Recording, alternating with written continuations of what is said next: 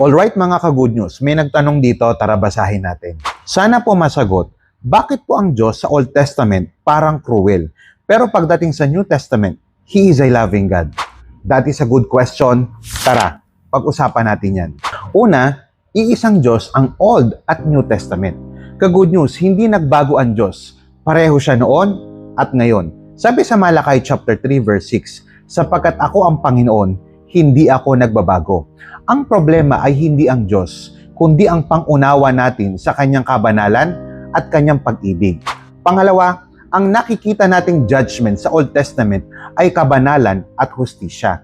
Ka-good news, ang Diyos ay hindi lang pag-ibig.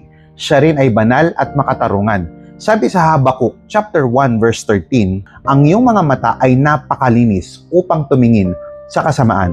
Ang parusa sa kasalanan ay hindi cruelty. Ito ay just response ng isang banal na Diyos. At tandaan, bago ang hatol, laging may babala at pagtatyaga ang Diyos. Sabi sa Ezekiel chapter 18 verse 23, nalulugod ba ako sa kamatayan ng masama? Hindi ba sa kanyang pagbabalik?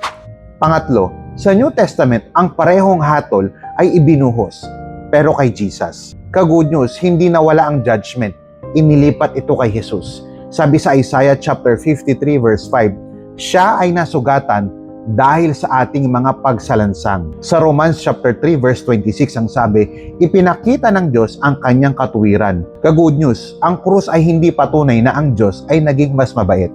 Ang krus ay ang pinakamalinaw na patunay na seryoso ang Diyos pagdating sa kasalanan at pagdating sa pag-ibig.